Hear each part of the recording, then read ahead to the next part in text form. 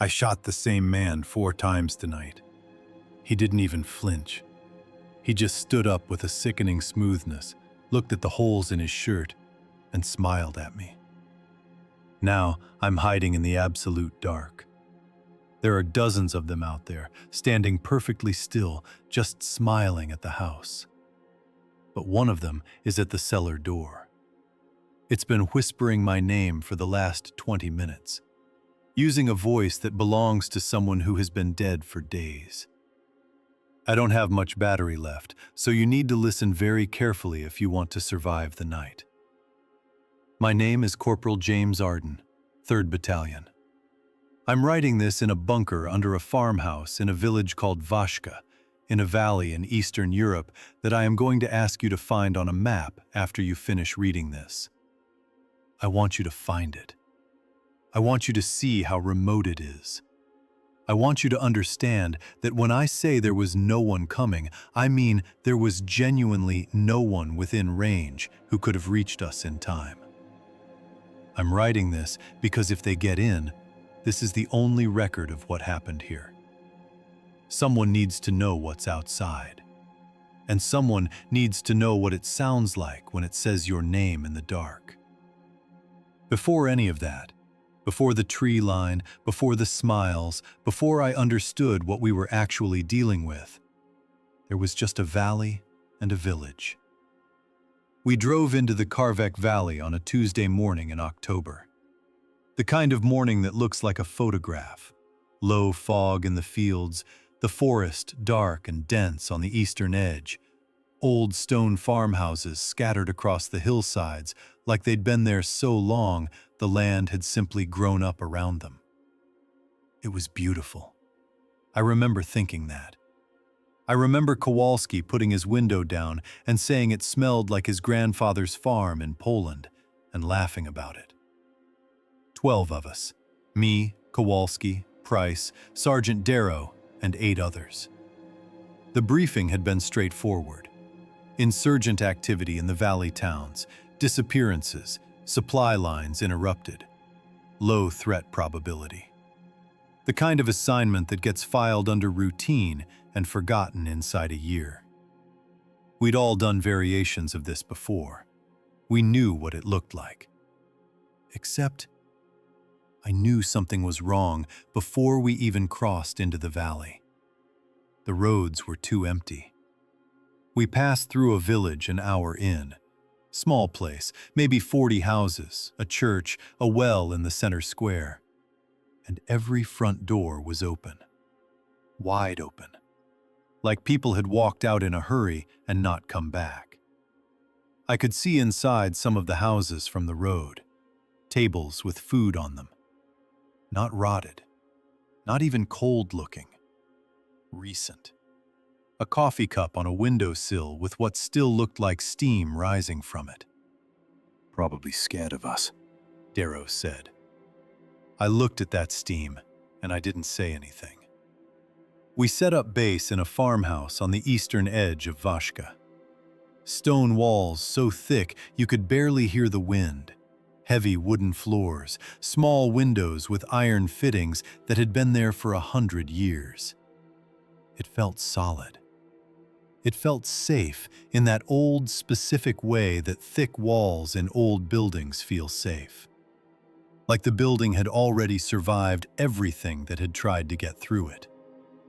Darrow went strictly by the book, walking the perimeter, assigning watch positions, running contingencies, and checking supplies, while Kowalski set up his kit, complaining about the mattress until I told him to stop touching his face and got a response I won't repeat here. It all felt so completely normal that when the first night passed with absolutely nothing happening, we let our guard down, not knowing that on the second night, everything would change. Holloway was on the 2 to 4 watch. When I came to relieve him at 4 in the morning, I put my hand on his shoulder, and he grabbed my wrist. Hard. Both hands, suddenly, no warning. I felt the bones of my wrist compress, and he didn't let go. He was facing the tree line. He didn't turn around. Something's been standing at the edge of the trees, right at the edge, for 40 minutes. I looked and I didn't see anything. Just the tree line 60 meters out and the darkness between the trunks and the first gray light starting to come up in the east. Holloway. It's been there for 40 minutes, James, he said. He never called me James. It hasn't moved once. It's just standing there. I stayed past handoff, stood with him in the dark, and watched the tree line for 30 minutes. Nothing moved. No sound.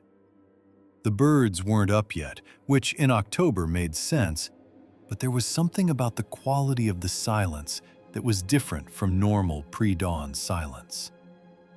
I told Darrow in the morning. He walked the tree line, found nothing, logged it as probable animal activity.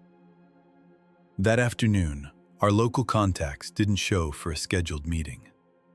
We drove to their village, 4 kilometers east, bad road, 15 minutes.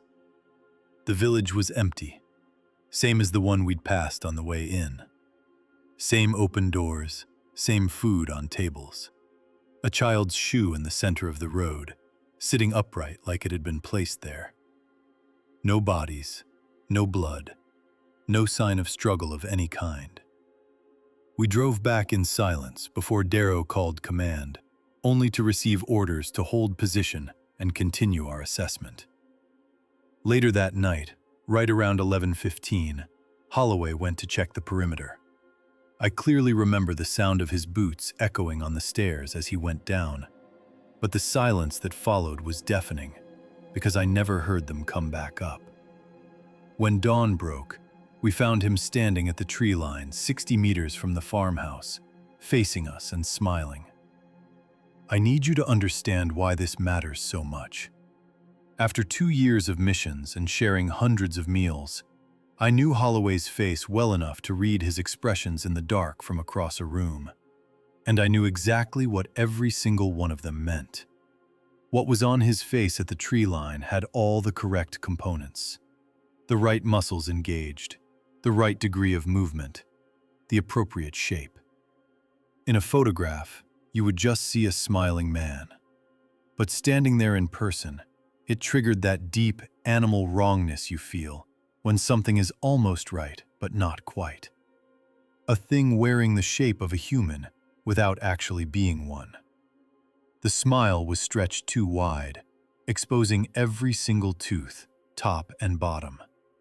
His head was tilted to the left at an angle that was just slightly too far, and his eyes remained completely open, never blinking once the entire time we watched him. There was genuinely nothing powering that expression from the inside. Not the emptiness of a tired man, but a complete void. It was merely the shape of a smile, constructed by something that had observed the expression without ever understanding its purpose. I watched from the window as Martinez went out to reach him. When he closed the distance to within 10 meters, Holloway's head turned. It was agonizingly slow, like a mechanism grinding on a motor instead of a human neck. It locked onto Martinez and stopped. And then, that dead smile got even wider. Martinez stopped dead in his tracks. He stood there for about 5 seconds before turning around, coming back inside, and sitting down in dead silence for 20 minutes. When he finally spoke, he just whispered, "Don't go near it." He wouldn't say anything else, so 4 of us, me, Darrow, Kowalski, and Chen, went out together. We closed the distance to 15 meters when Holloway suddenly turned and walked into the dark of the forest. We went in after him.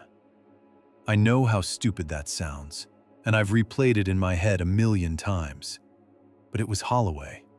You don't leave your guy behind, and every instinct I had demanded I follow.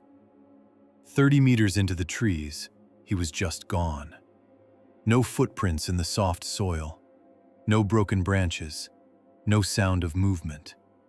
The forest had swallowed him the way water takes a stone, closing over the empty space without a single trace of what had just passed through. And then, in the absolute quiet, Kowalski whispered, "Don't move." I looked up, and there were 6 of them standing between the trees. They were all shaped like people, 2 arms, 2 legs, standing upright in mismatched civilian clothes that looked like they'd been plucked from completely different lives. They just stood there, perfectly still, all facing us with that same hollow smile. The forest around them wasn't just quiet. It was absolutely, suffocatingly silent. No birds, no rustling leaves, no insects. It was as if every living thing within 100 meters had simultaneously decided to freeze just to give us the clearest possible view of them. I've been afraid many times in my life, but this was different. Those other times, I at least knew what I was afraid of. Standing there, staring at 6 smiling faces with absolutely no one behind them, I felt a primal terror that bypassed thought entirely. A cold realization firing up my spine, telling me I was no longer at the top of the food chain. We slowly backed out of the trees, and honestly, I still don't know how we found the strength not to turn and run. Maybe it was just the ancient instinct of the hunted, knowing that the moment you turn your back, the predator strikes. The absolute terror of taking our eyes off them was simply stronger than the urge to flee. Back inside, Darrow got on the radio for extraction, keeping his voice perfectly calm even though his hands were visibly trembling. He used careful, sterile words to hide the real shape of what was out there, reporting hostile contact and a missing man. But command just coldly replied to hold our position for a minimum of 48 hours. The reality of that number hit us hard as we scrambled to fortify, blocking every window with furniture and supply crates, establishing firing positions and setting strict watch rotations.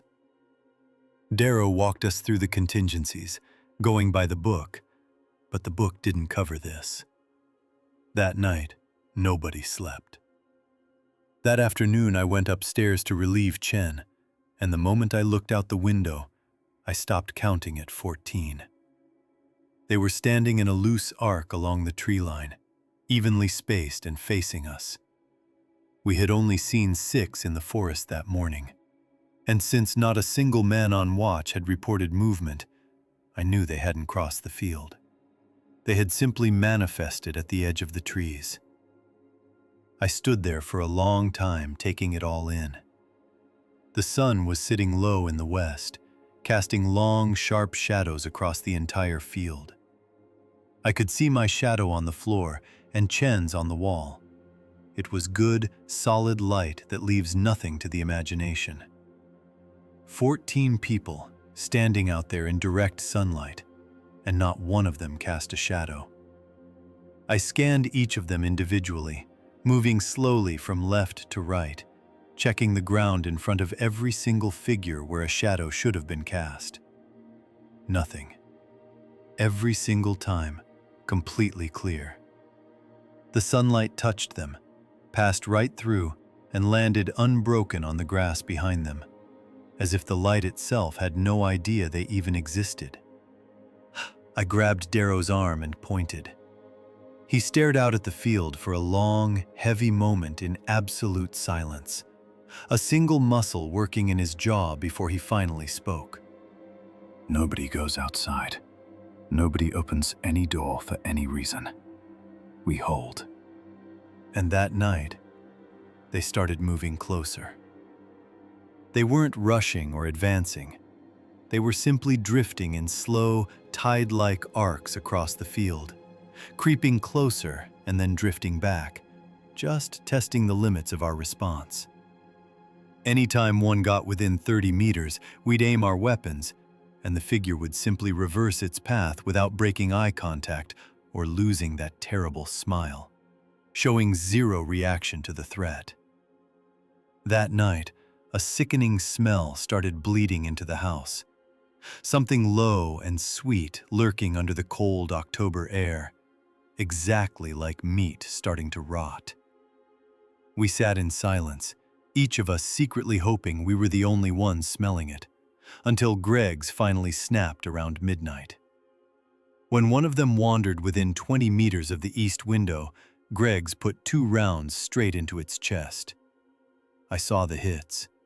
I saw the flesh open. The thing simply stopped, looked down at its ruined chest, looked up at us, and kept walking. Greg's pumped 4 more rounds into it, landing 3, and the creature just paused to register each new hole with a blank, hollow curiosity before taking another step. No blood, no flinching, no change in expression. Darrow forcefully pulled Greg's back from the window, giving him a grim reminder about our limited ammunition. We sat in the quiet for another hour. Then came 3 knocks on the front door, slow, measured, and terrifyingly patient. As we all held our breath, a voice from the other side began to speak in flawless, unaccented English. One of ours is already in here with you. Has been since yesterday. And you didn't notice. For a long time, nobody uttered a single word. I came down from the window slowly, looking at the team scattered across the main room. They were still holding the same angles we'd set up hours ago, back when we naively believed the monsters were only outside. I looked at their faces. They looked back at mine. Nobody spoke, because giving voice to the thought meant it was real, and none of us had a solution for it. Has been since yesterday. In absolute silence, I watched it happen. It took 30 seconds for 8 men who had shared meals, bled together, and carried the weight of each other's survival, to completely take that trust apart. Chen subtly shifted his weight against the wall. Greg's backed away from Martinez by half a step, staring strictly at the floor. Price turned away toward the window, leaving me wondering if the face he was hiding was even his own anymore. Kowalski and I exchanged a long, heavy look, until Darrow finally spoke. Shadow check. Everyone into the light, one at a time. He grabbed the flashlight from the supply crate and aimed it steadily at the stone floor, creating a stark, yellow circle in the dark. He went first. Solid black shadow. Chen went next. Shadow. Then Greg's, Martinez, Reyes, Kowalski, and finally me. Every single one of us stepped into the light, cast a clear, dark shadow, and stepped back. Darrow's eyes shifted to Price, the last one left. Price was still half turned toward the window, but when his name was called, he slowly turned around. His face was completely normal, the same exhausted, underfed face I'd seen every day for 2 years. He stepped into the light. I stared at the floor. His shadow was right there. I felt a massive breath leave my lungs, a shared, involuntary exhale echoing from 6 other men as the crushing pressure in the room finally broke. We were all still human. But that relief only lasted 1 full second before Darrow spoke again, barely above a whisper. They told us one of theirs is in here, but we all just checked clean. The silence that followed was suffocating. Darrow let it hang there. So either that thing outside is lying to tear us apart. I finished the thought for him. Or one of them has finally learned how to cast a shadow. The terror slammed back into the room, heavier than before. Because a monster that looks wrong is terrifying. But a monster that perfectly mimics the light? That meant the rules were gone. I didn't know which reality was worse. That the thing outside was just playing with our minds, or that whatever was standing in this room had gotten completely flawless. I slowly looked over at Price. He wasn't looking at me. He was just staring blankly at the floor. Not a single one of us slept. We sat in a circle with weapons across our laps, the flashlight between us throwing stark shadows in every direction. Conversation was strictly tactical. Ammo counts, dead radios, and the 40 hours left to survive. Nobody acknowledged the elephant in the room. Nobody said, "I trust you." We just watched each other through our periphery, drowning in a silence that grew heavier by the hour. At 3 in the morning, Martinez walked over to check the window. I caught myself watching his shadow glide perfectly across the wall, and a cold wave of guilt washed over me. I was checking him because I didn't trust him. But as I watched, a sudden, terrifying logic cut through the panic. If one of them had really been in here since yesterday, why hadn't it attacked? Why would the creature outside give up its element of surprise just to warn us? Were we just a game to them? And right then, I understood. Maybe there was no monster inside the house. The idea alone was all they needed. By 4 a.m., Darrow woke up from a brief, troubled sleep, looking utterly defeated. He studied our exhausted faces with clinical precision before asking, When was the last time any of you slept? Or ate? We answered with silence. That's the strategy. No sleep, no food. Pure paranoia. They don't need to breach the walls. They're just waiting for us to collapse from the inside. Then we stay together, I said. But Darrow just stared back at me, his eyes hollow, silently wondering if we hadn't already fallen apart. It was Reyes who realized it first. 2 hours past dawn, with pale light cutting through the barricades, he was still sitting in the corner, completely silent. I'd been telling myself it was just his way of processing fear, shutting down like he'd done 100 times before. I needed to believe that. But then, without moving, without even blinking, he whispered, The smell. We all stopped breathing. It's closer. It was coming from outside last night. Now it's coming from inside. The sweet rot. That nauseating scent of turning meat that had been blowing in from the field since night 2. I'd gone noseblind to it, accepting it as just part of the farmhouse. But he was absolutely right. It wasn't bleeding through the wood anymore. It was radiating from within the room itself. Faint, but definitely there. The smell of something being hollowed out and used up from the inside. I slowly turned my eyes toward Price. I don't know why I looked at Price first. I think some subconscious part of my brain had been quietly calculating all night, collecting tiny wrongnesses and tiling them up in a dark corner of my mind until this exact moment. He was staring at his hands, mimicking his usual tired, thinking posture. But his fingers were dead still, and his face was just wearing the shape of concentration, with absolutely nothing alive behind it. A slow, deliberate terror crept through my veins as I looked at the floor. Caught between the flashlight and the morning sun, he should have cast a shadow. But the stone beneath him was completely bare. My brain violently tried to reject it. How? He had a perfect shadow just a few minutes ago.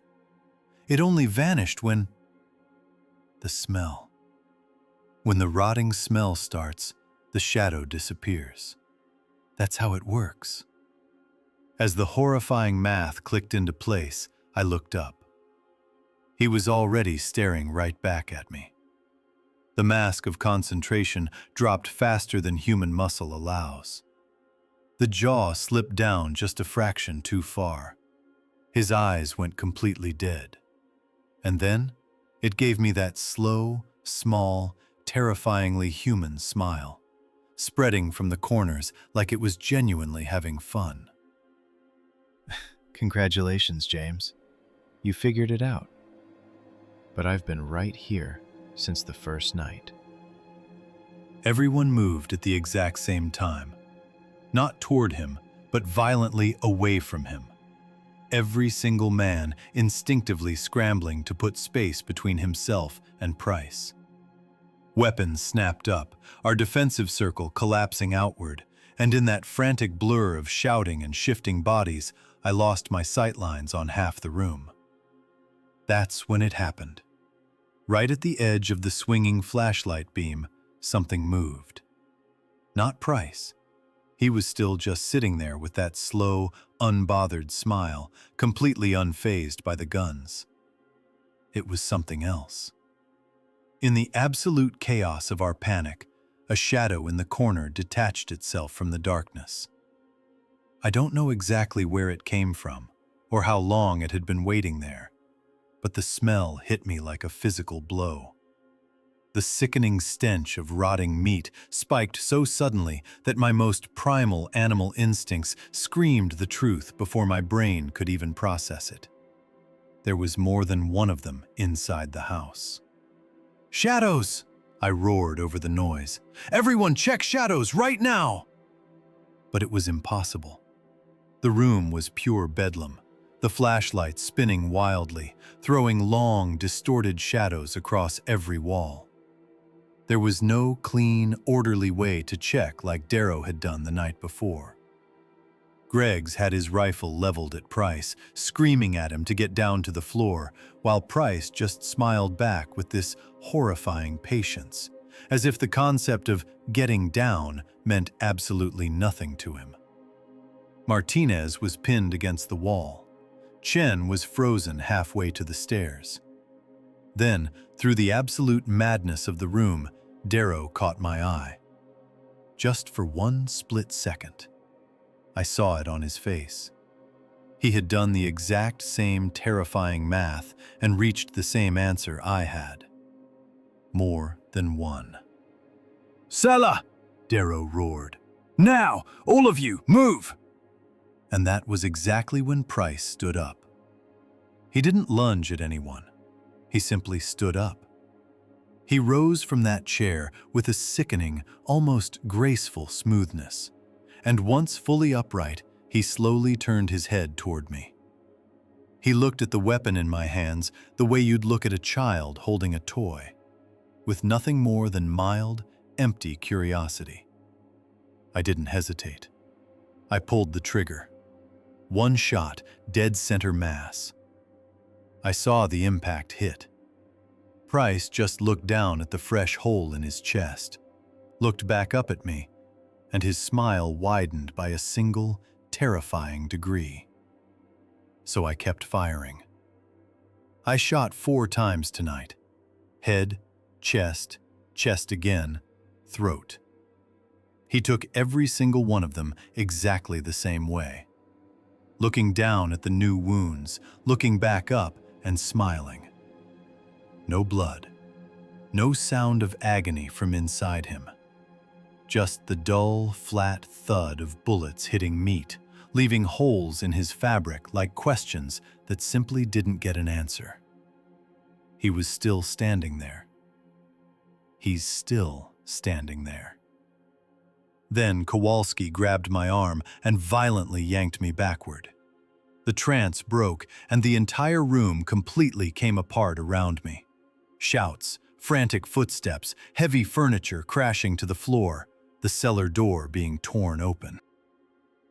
We made a break for the bunker.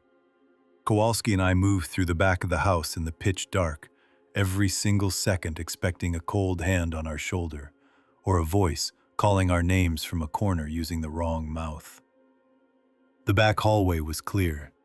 The cellar door was shut, with absolutely no sound coming from below. I want to tell you that I went back for the others. I want to say that I stopped, turned around and looked for Darrow, for Martinez, for anyone still fighting in that room. But I didn't. I know exactly what that says about me, and I've tried to make peace with it. But I had already done the cold math. Multiple things inside the house, bullets that did absolutely nothing, and a group of starving, exhausted men who had spent the entire night doubting each other. In that chaos, there was no way to quickly tell a friend apart from whatever was standing next to him wearing his face. There was no heroic version of going back that ended with more people in the bunker. There was only a version where none of us survived. So I just kept moving. Kowalski yanked the bunker door open, and we scrambled down. I pulled it shut above us, slammed the barricade into place, and we stood at the bottom of the stairs in absolute darkness, just listening. Neither of us spoke. We didn't have a single word that the dark wasn't already saying better. After a while, I heard Kowalski slide down the wall and sit. A few minutes later, I did the same. The stone floor was freezing, and the dark was so thick it felt like it was pressing back against my open eyes. That was 4 hours ago. My battery is bleeding out at 18%. I've been writing this in short bursts, turning the screen on just long enough to get a paragraph down, then plunging myself back into the absolute dark to save power. I'm not afraid of the dark anymore. I'm afraid of what's moving in it. The door at the top of the stairs has been dead quiet. No knocks yet. But their patience isn't comforting. It just means they aren't finished taking the others apart upstairs. Once they are, they'll come down here. There will be 3 knocks, and then a voice will bleed through the wood. A voice you trust so completely that your hand will reach for the lock before your brain can stop it. Before this screen goes black for good, I need to give you the rules. The only things that might keep you alive. First, the smell. Before you see them, you will smell them. It's a low, sickly sweet scent of rotting meat. That is your absolute best warning. If you catch even a faint whiff of putrefaction in a place where the air should be clean, it means one of them is already in the room with you. Second, the shadows. They get absolutely everything else right. The face, the voice, the posture, the memories, assembled with a flawless precision that shouldn't exist. But whatever they are made of, their camouflage breaks down. The exact moment you smell the putrefaction is the exact moment their shadow vanishes. The two are connected. When the rot starts from the inside, they stop interacting with the physical world. And here is the most terrifying, critical part. They don't know it happens. For centuries, across countless slaughtered towns before this one, no one ever survived long enough to put the smell and the shadows together. So, if you smell the rot, look at the ground. Don't just glance. Find the light source, trace where the shadow should fall, and stare at that empty space for 2 full seconds. If the light just passes right through them, do not react. Do not widen your eyes, do not change your breathing, and do not reach for a weapon. They are master predators. If you give them a single sign that you know what they are, they will instantly adapt and find the exact words to tear your mind apart. Just turn around, leave quietly, and never, ever look back.